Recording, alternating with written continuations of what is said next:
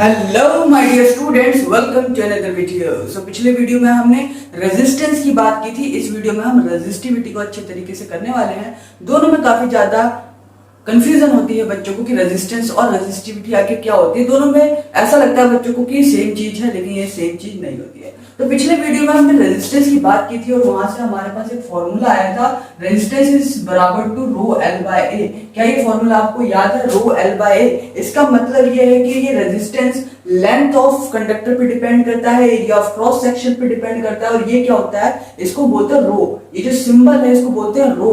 इसका मतलब होता है रेजिस्टिविटी। मतलब रेजिस्टेंस खुद ही रेजिस्टिविटी पे डिपेंड करता है। इसको मटेरियल ऑफ कंडक्टर कहते हैं। अभी बताता हूं, ध्यान से सुनो। तो रेजिस्टेंस तीन चीजों पे डिपेंड करता है। एक टेम्परेचर भी है हमारे पास, पर तीन चीज फॉर्मूले में लिखी हुई है, लेंथ, एरिया एंड रेजिस्टिविटी। तो ये जो रेजिस्टिविटी वाला का नाम है, इसी की बात हम आज करने वाले हैं कि रेजिस्टेंस इस पे कैसे डिपेंड करता है, रेजिस्टिविटी होती क्या है। तो रेजिस्टिविटी की बात करें, it is the ability of a material of conductor to oppose the flow of current through it. देखो, चाहे वो रेजिस्टेंस हो चाहे वो रेजिस्टिविटी हो, दोनों का काम क्या है? बैरियर क्रिएट करना करंट के रास्ते में। करंट इधर टुकड़म टुकड़म टुकड़म जा रहा है, उधर से रुकावट पैदा करने को ही बोलते हैं रेजिस्टेंस या फिर रेजिस्टिविटी। दोनों का काम है तो सेम ही, लेकिन दोनों में डिफरेंस क्या है? कि डिफरेंस ये है कि जो रेजिस्टेंस होता है, रेजिस्टेंस जो होता है वो लेंथ में भी करता है, एरिया और रेजिस्टिविटी तीनों चीज पे डिपेंड करता है। पर रेजिस्टिविटी का मतलब है सिर्फ मटेरियल पे डिपेंड करना। रेजिस्टेंस की डेफिनेशन होती है it is the ability of a conductor, पर रेजिस्टिविटी की होती है it is the ability of a material of conductor. Material यानी वो बना किस चीज से है। जैसे कि कोई सा तार है, वो कॉपर से बना है या एल्यूमिनियम से, वो मटेरियल की बात करता है रेजिस्टिविटी। मटेरियल की बात कौन करता है? रेजिस्टिविटी की। आखिर वो बनी किस चीज से है? कॉपर से, एल्यूमिनियम से, आयरन से, किस चीज से वो बनी है उसकी बात करता है रेजिस्टिविटी। पर रेजिस्टेंस किसकी बात करता है? मटेरियल की नहीं करता क्या? अरे हाँ, मटेरियल की वो भी करता है, लेकिन वो और भी कुछ चीजों पे करता है, जैसे लेंथ, एरिया। पर रेजिस्टिविटी सिर्फ और सिर्फ मटेरियल पे, सिर्फ और सिर्फ मटेरियल पे, किस चीज से वो बना हुआ है। इसलिए बोला ये डिपेंड किस पे करता है? Material of a conductor. और काम तो पता ही है, to oppose the flow of current in the circuit. Oppose यानी उसका विरोध करना, बैरियर क्रिएट करना करंट के रास्ते में। क्या मेरी बात समझ आई? चमका कि नहीं चमका बताओ। अब नेक्स्ट हमारे पास ये क्या चीज लिख दी है। अब ये देखो, अगर आप ये दोनों डेफिनेशन लिख देते हो ना, तो एग्जाम में जो एग्जामिनर आपकी कॉपी चेक कर रहा होगा वो अट्रैक्ट हो जाएगा, इंप्रेस हो जाएगा, क्योंकि ये है थोड़ी हाई फाई डेफिनेशन। क्या है? It is the specific resistance which has unit length and unit cross sectional area. अच्छा, ये है क्या? इसका मतलब क्या है? जो रेजिस्टिविटी है इसका दूसरा नाम स्पेसिफिक रेजिस्टेंस भी होता है। याद रखना, क्या होता है? रेजिस्टिविटी का दूसरा नाम स्पेसिफिक रेजिस्टेंस भी होता है। अच्छा जी, इसका मतलब क्या है? रेजिस्टिविटी और कुछ नहीं होता, ये होता तो एक प्रकार का रेजिस्टेंस ही है, स्पेसिफिक रेजिस्टेंस जिसको कहते हैं। देखो, रेजिस्टिविटी होता तो एक प्रकार का रेजिस्टेंस ही है, लेकिन कब? वो कंडीशन ये है कि which has unit length and unit cross sectional area, यानी लेंथ भी यूनिट हो, क्रॉस सेक्शनल एरिया भी यूनिट हो। मतलब क्या कह रहा हूं मैं, ध्यान से देखो। अगर आप लेंथ को यूनिट यानी 1 पुट कर देते हो, एरिया को यूनिट यानी 1 मीटर स्क्वायर, दोनों को 1 1 पुट कर देते हो, तो रेजिस्टेंस और रेजिस्टिविटी आपस में क्या आ जाएंगे? बराबर आ जाएंगे। क्या आ जाएंगे? बराबर। तो देखो, लेंथ और एरिया अगर यूनिट हो जाए तो रेजिस्टेंस और रेजिस्टिविटी बात तो एक ही है ना।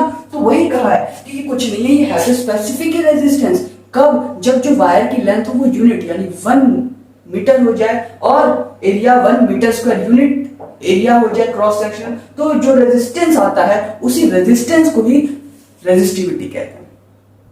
क्या मेरी बात समझ आई है? आई है कि नहीं आई है? अब जरा ध्यान से समझना, अब जरा ध्यान से देखना मेरी बात को। अभी तक ध्यान से नहीं देख रहे थे क्या? ध्यान से देखना होता है हमेशा। देखो, रेजिस्टेंस की हमने फॉर्मूले की बात की थी, रो एल बाय ए। यहां से अगर कोई रेजिस्टिविटी का फॉर्मूला पूछे तो वो भी निकाल लेंगे। रेजिस्टिविटी का ये क्या हो जाएगा? R A by L. R A by L, ये किसका फॉर्मूला हो जाएगा? हमारे पास रेजिस्टिविटी का फॉर्मूला हो जाएगा। अच्छा, अगर कोई पूछे कि इस रेजिस्टिविटी की यूनिट क्या होती है, ऐसा यूनिट। अच्छा, रेजिस्टेंस की याद है कि नहीं आपको? रेजिस्टेंस की ऐसा यूनिट क्या होती है? क्या होती है? ओम होती है ना। हाँ, तो इसकी क्या होगी जरा ध्यान से देखना। देखो, यूनिट बनाने का सिंपल तो फॉर्मूला ये है, अगर आपको फॉर्मूला पता है तो यूनिट निकाल सकते हो। कैसे? रेजिस्टेंस की यूनिट पुट कर दो, यहाँ ओम होती है। लेंथ की क्या होती है? अच्छा, ऊपर एरिया है, एरिया की क्या होती है? Metre square. और लेंथ की क्या होती है? मीटर। मीटर से 1 मीटर कट गया, बचा क्या? ओम मीटर। तो ये क्या होती है, ऐसा यूनिट किसकी, रेजिस्टिविटी की, ऐसा यूनिट ऑफ, मैं रो लिख देता हूँ। रो का मतलब क्या होता है, अरे इस रो का मतलब क्या होता है, रेजिस्टिविटी। रो का मतलब क्या होता है, रेजिस्टिविटी। अच्छा ये इसको रो पढ़ते हैं RHO, ठीक है, जो भी दर्द पीड़ा हो सब दूर कर लो, ठीक है। अब क्वेश्चन ये आ जाता है कि रेजिस्टेंस और रेजिस्टिविटी में डिफरेंस बताओ। मैंने बता तो दिया, लेकिन एग्जाम में कैसे लिखोगे उसकी बात करें। तो अब हम बात करते हैं रेजिस्टेंस और रेजिस्टिविटी में क्या डिफरेंस होता है। हालांकि मैंने बता तो दिया, लेकिन एग्जाम में आप इस तरीके से लिखोगे आपका एक भी नंबर नहीं कटने वाला है। अच्छा तो रेजिस्टेंस क्या होता है, मैंने बताया it is the ability of a conductor to oppose the flow of current. दोनों का काम तो अपोजिशन ही है, ये तो समझ आ गया कि करंट को अपोज करेंगे। अच्छा लेकिन ये एबिलिटी है कंडक्टर की, और ये एबिलिटी है वो कंडक्टर किस चीज से बना है, यानी मटेरियल ऑफ कंडक्टर, बस इतना सा फर्क है। कंडक्टर के अंदर मटेरियल भी आ जाता है, ये बात सही है, यानी कि रेजिस्टेंस के अंदर ही रेजिस्टिविटी इंक्लूडेड है। तभी तो बोला उसके फॉर्मूले में रो एल बाय ए, इसके फॉर्मूले में खुद ही रेजिस्टिविटी अपने आप ही आ जाता है ना। तो रेजिस्टेंस के अंदर ही रेजिस्टिविटी इंक्लूडेड है, मटेरियल ऑलरेडी इंक्लूडेड है। लेकिन ये एक स्पेसिफिक रेजिस्टेंस है ना, तो इसको क्या कहते हैं, ये मटेरियल पे सिर्फ डिपेंड करता है। समझ आए बात। सेकंड पॉइंट क्या है, ये डिपेंड करता है लेंथ और एरिया ऑफ क्रॉस सेक्शन पे भी, लेंथ और एरिया ऑफ क्रॉस सेक्शन पे भी डिपेंड करता है, पर ये लेंथ और एरिया ऑफ क्रॉस सेक्शन पे डिपेंड नहीं करता, ये सिर्फ और सिर्फ मटेरियल पे डिपेंड करता है। लेंथ और एरिया से इसका कोई मतलब नहीं है, चाहे उसको आप कुछ भी कर दो। बस ऐसा यूनिट इसकी ओम होती है और इसकी ऐसा यूनिट ओम मीटर होती है। तो इस तरीके से एग्जाम में लिख देना, आपका एक भी नंबर नहीं कटेगा। अब हम कुछ इंपॉर्टेंट क्वेश्चन जो इसमें से बहुत ज्यादा आते रहते हैं उसकी, तो जो ये वाला क्वेश्चन है, why alloys are commonly used in electrical heating devices, ये बहुत ही इंपॉर्टेंट क्वेश्चन है, बहुत बार एग्जाम में आ चुका है।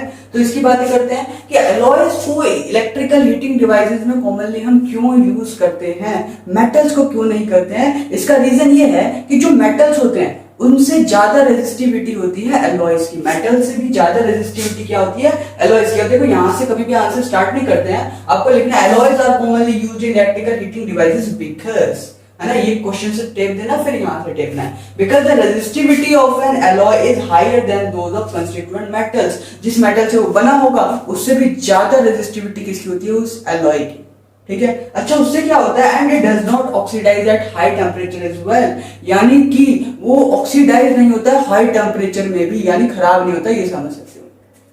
वो खराब नहीं होता है, इतने तगड़ा टेम्परेचर दो, हीटिंग डिवाइसेस जैसे कि मान लो इलेक्ट्रिकल टोस्टर्स हो गए, हीटर्स हो गए, इन सब में अगर हम एलॉयज का यूज करते हैं तो हाई टेम्परेचर, काफी हाई टेम्परेचर देना पड़ता है हमको, और वो हाई टेम्परेचर हीट काफी ज्यादा जनरेट करती है। उसके बावजूद भी एलॉयज खराब नहीं होते हैं, मेटल्स खराब हो जाते हैं, so it does not oxidise at high temperature, यानी वो हाई टेम्परेचर पे भी खराब नहीं होते, पर मेटल से बनाओ तो वो खराब हो जाएंगे, ठीक है। तो एक छोटा सा टॉपिक और रह गया है जिसकी बात हम कर लेते हैं। हेलो, तो अब हम एक और मोस्ट इंपोर्टेंट क्वेश्चंस की बात कर लेते हैं, वोल्ट मीटर और एमीटर में डिफरेंस क्या होता है। अच्छा ये मैं बताने को पहले भी बता चुका होता, लेकिन पहले इसलिए नहीं बताया क्योंकि रेजिस्टेंस वगैरह का भी यहाँ पे काम है, तो रेजिस्टेंस पहले निपटा दिया अच्छे तरीके से, इसलिए मैं अब बता रहा हूँ ताकि अच्छे तरीके से समझ आए और हो जाए बिल्कुल क्रिस्टल क्लियर। सो एमीटर और वोल्ट मीटर के बारे में मैंने थोड़ा बहुत तो पहले ही बता रखा था कि वोल्ट मीटर क्या होता है, it is a device which is used to measure the potential difference across the circuit, यानी पोटेंशियल डिफरेंस, यानी ये वोल्टेज नापने के काम आता है। एमीटर क्या नापता है, it is a device which is used to measure the electric current in the circuit, किसी सर्किट में ये करंट कितना जा रहा है, दौड़ रहा है, उसको मेजर करता है कौन, एमीटर। अच्छा बहुत बढ़िया। एक बात और याद रखना, ये जो वोल्ट मीटर है इसका कनेक्शन कैसे होता है, it is connected in parallel, और ये कनेक्शन इसका होता है सीरीज में। पैरेलल का मतलब है ये जो हमारा सर्किट है इससे पैरेलल कनेक्शन होता है इसका, और सीरीज में क्या है, इसके जस्ट बगल में, इसके जस्ट क्या होता है, बगल में, सीरीज में ये होता है सीरीज कनेक्शन, ये होता है पैरेलल कनेक्शन। देखो ना पैरेलल ऐसे करके होता है। अच्छा अगला हमारे पास है बहुत ही ज्यादा important, it has high resistance, it has low resistance. इसका मतलब क्या है, ये जो वोल्ट मीटर है ना इसका रेजिस्टेंस काफी ज्यादा होता है, और ये जो एमीटर इसका रेजिस्टेंस काफी लो होता है। पर ऐसा क्यों होता है, जरा ध्यान से समझो। अच्छा रेजिस्टेंस ज्यादा होगा तो करंट क्या उधर जाएगा, रेजिस्टेंस का मतलब ट्रैफिक ज्यादा, जिधर ज्यादा ट्रैफिक होता है जिस रोड पे, आप उससे जाना पसंद करते हो या कम ट्रैफिक वाले से, ऑब्वियसली कम ट्रैफिक वाले से ज्यादा पसंद करते होगे आप जाना। अच्छा तो इधर ट्रैफिक ज्यादा, इसका ट्रैफिक ज्यादा मतलब रेजिस्टेंस ज्यादा है, तो करंट इधर से आएगा, करंट किधर से आएगा, इधर से तो आता है, प्लस से माइनस करंट दौड़ता है, तो करंट इधर से आ रहा है आ रहा है आ रहा है आ रहा है आ रहा है, लेकिन इधर ट्रैफिक काफी, अब देखो दो रास्ते मिल गए करंट को, कितने रास्ते मिल गए, दो रास्ते मिल गए, लेकिन इधर का ट्रैफिक काफी ज्यादा है क्योंकि रेजिस्टेंस काफी ज्यादा है, तो करंट इधर से दौड़ेगा और हमें इधर ही दौड़ाना था करंट को। करंट ऐसे दौड़ना था सर्किट में और इस तरीके से ही दौड़ेगा बिना किसी दुविधा के, इसीलिए हमने इसका रेजिस्टेंस ज्यादा रख दिया। अगर इसका रेजिस्टेंस हम लो रख देते ना तो करंट क्या होता है, इधर से टुकड़म टुकड़म टुकड़म कर देता, और हमें चाहिए था कि इधर से जाए, कनेक्टिंग चलेगा नहीं, चलेगा नहीं, तो है ना। तो इसलिए हमने इसका रेजिस्टेंस ज्यादा रखा कि इधर ना जाए करंट, इधर जाए। समझ आई बात। अच्छा, इसका रेजिस्टेंस लो क्यों रखा, क्योंकि करंट जब इधर से जाएगा, अगर इसका रेजिस्टेंस हाई रख दिया तो यहाँ पे इसको दिक्कत होगी ना, ये तो सीरीज में है, दिमाग लगाओ, यहाँ पे दो रास्ते तो बन नहीं रहे, तो इसका रेजिस्टेंस अगर हम हाई रख देते तो इसको दुविधा होती। तो लो रेजिस्टेंस है इसलिए टुकड़म टुकड़म टुकड़म करंट घूमता रहता है। इसका हाई रखा है क्योंकि दो रास्ते बन गए, इसका लो रखा है क्योंकि रास्ता तो एक ही है ना। अगर हाई रख दोगे तो यहाँ पे फिर करंट को दिक्कत होगी दौड़ने में। समझ आई बात। और इसका प्लस माइनस कैसे लगाना है, जो बैटरी का ये प्लस वाला है, इसके इधर जाओ तो इसका प्लस आ जाएगा, इसके इधर जाओ तो इसका माइनस आ जाने वाला है। ऐसे इसके इधर जाओगे प्लस, इसके इधर जाओगे माइनस, ऐसे ही हमारे पास आ जाने वाला है। तो मिलते हैं अगली वीडियो में, तब तक के लिए पढ़ाई करते रहो। All the best and have a blast.